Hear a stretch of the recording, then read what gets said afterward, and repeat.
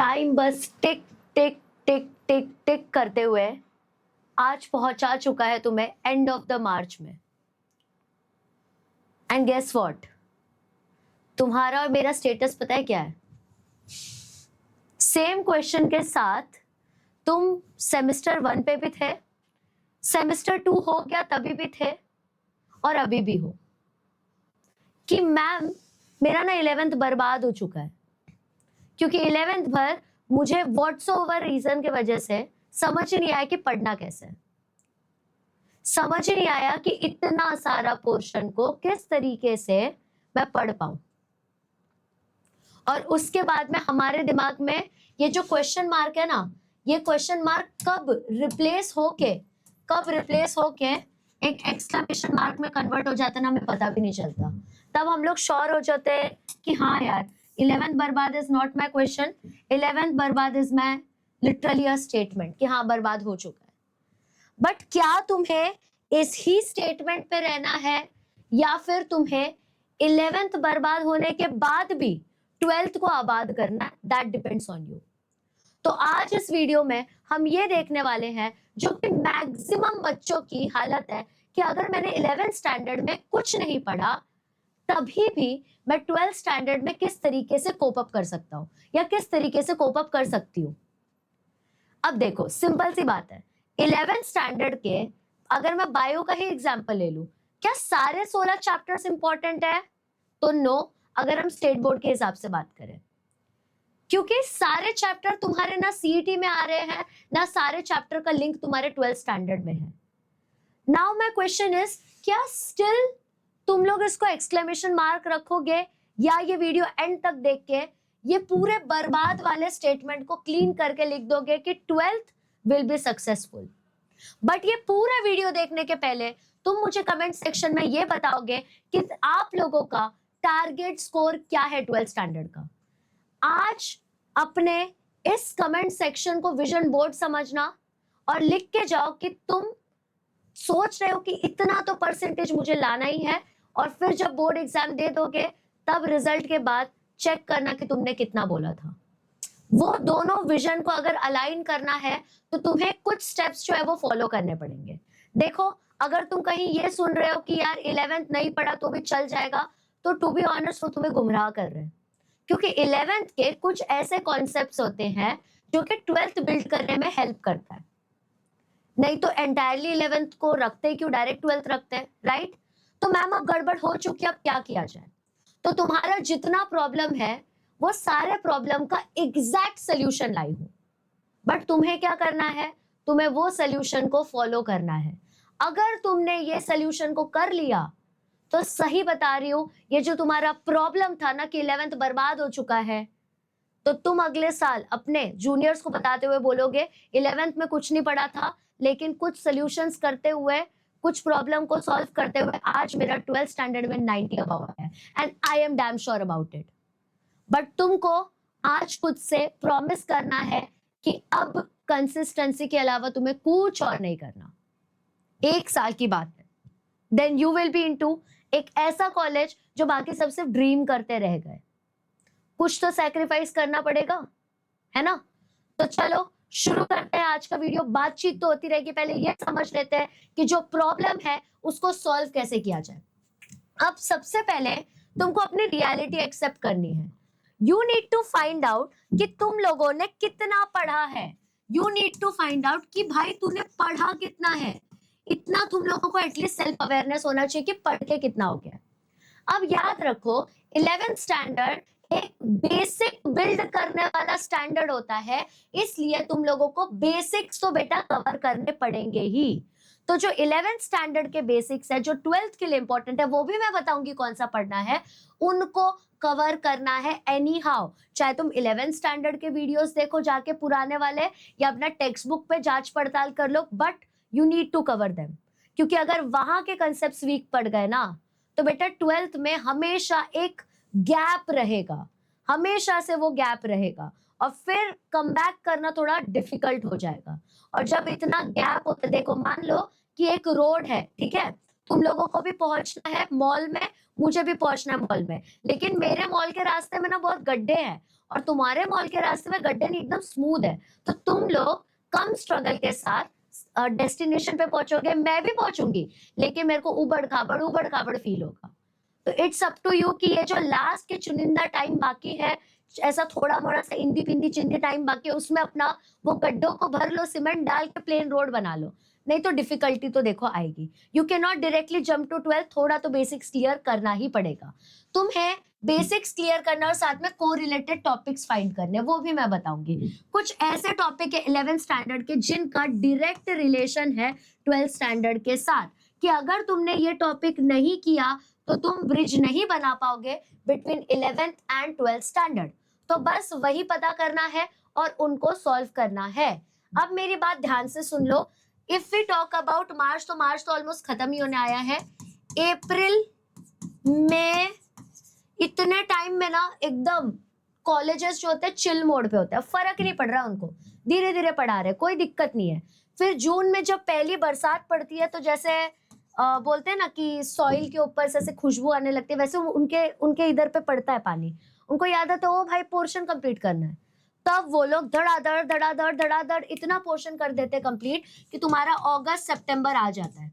और अगस्त सितंबर तक तुम देखोगे कि 5 से 6 चैप्टर हर सब्जेक्ट के कंप्लीट हो चुके हैं। अब ये 5 से 6 चैप्टर वो लोग यूनिट टेस्ट में पूछ लेते हैं 25 मार्क्स के लिए। वहीं पे तुम्हारा मोरल डाउन हो जाता है, क्योंकि इतने टाइम उनके साथ साथ तुम भी रेस्ट कर रहे थे। फिर उसके बाद में इन्हीं सारे चैप्टर को 10 चैप्टर्स तक पहुंचाने के बाद फर्स्ट सेमेस्टर ले लेंगे, बीच में ही प्रीलिम्स ले लेंगे। फिर उसके बाद में सारा अचानक से पोर्शन कंप्लीट हो जाएगा हर जगह से, और तब तुम लोग वन शॉट के ट्रैप में फंसना शुरू करोगे। लाइव लेक्चर्स तुमने बिल्कुल अटेंड नहीं किए, उसके बाद में अब तुम लोगों को थोड़ा सा इधर उधर एडजस्टमेंट करते बैठोगे। फिर आ जाएगा तुम लोगों का साल खत्म होने का समय, सेकेंड सेमेस्टर भी सर पे, बोर्ड एग्जाम सर पे है, और उस टाइम पे तुम ये देखोगे कि एक दिन पहले कैसे पढ़ते हो और वो वीडियोस को सेव और शेयर करोगे जो कि इंपॉर्टेंट क्वेश्चंस है जो आ सकते हैं एग्जाम में। बट तुमने किया क्या, एक साल पर फिर वो क्वेश्चन में चला जाएगा। तो ये सारी प्रॉब्लम तुम्हारे साथ ना हो, इसलिए एकदम ध्यान से सुनना। इस चैनल पे तुम लोगों को पूरा डिटेल प्लानर दिया जाएगा कि किस दिन क्या लेक्चर होने वाला है। अगर किसी तरीके से ऐसा हो जाए कि उस दिन लाइव ना हो पाए तो तुम्हारे सामने रिकॉर्डेड तो आ ही जाएगा, तो that will be shared with you. अभी थोड़ा सा डिस्कशन चल रहा है, बन जाएगा planner, then you will get. और डोंट वरी, ये जो बेसिक कॉन्सेप्ट्स है जिसकी वजह से 12th स्टैंडर्ड में तुम पकड़ बना सकते हो, वो भी कवर किए जाएंगे इसमें, ठीक है। अब आगे ध्यान दीजिए, कुछ फाउंडेशन को हमको एकदम स्ट्रॉन्ग करना जरूरी होता है, तो वो फाउंडेशन क्या है थोड़ा सा देखना। अब जैसे physics, you can not start your 12th standard का फिजिक्स कॉन्फिडेंटली अगर आपने यूनिट एंड डायमेंशंस पे पकड़ नहीं बनाई है, अगर आपको मोशन के बेसिक्स नहीं आता, आपको बेसिक मैकेनिक्स नहीं आता, वेक्टर्स नहीं आता, वर्क एनर्जी पावर चैप्टर नहीं आता, तो तुम लोगों को डेफिनेटली 12th स्टैंडर्ड के फिजिक्स में प्रॉब्लम होगा। तो ये कुछ ऐसे टॉपिक्स है जो तुमको करने ही है, ठीक है। उसके बाद में केमिस्ट्री का बात करूं तो mole concept is very important, basic organic chemistry is important, और केमिकल बॉन्डिंग समझना इंपॉर्टेंट है। बेसिक ऑर्गेनिक केमिस्ट्री सीख लिया तो भाई तुम्हारा ऑर्गेनिक इजीली निकल जाएगा। मोल कॉन्सेप्ट के वजह से तुम लोगों का ऑलरेडी केमिस्ट्री स्ट्रांग हो चुका होगा, और उसको थोड़ा सा और स्ट्रेंथ देने के लिए केमिकल बॉन्डिंग चैप्टर होता है। ये कॉन्सेप्ट्स को तुम स्किप करके 12th स्टैंडर्ड में एक्सेल नहीं कर सकते, गड्ढे बहुत आएंगे, टाइम लग जाएगा पहुंचने में। और बायो का बात करूं तो सेल के अंदर में कितने टाइप के सेल्स होते हैं, डिविजन्स कैसे होता है, माइटोसिस, मियोसिस। फिर उसके बाद में बायोमोलिक्यूल्स का चैप्टर वेरी इंपॉर्टेंट, क्योंकि बायोमोलिक्यूल्स के चैप्टर से ही रेस्पिरेशन भी कनेक्टेड है।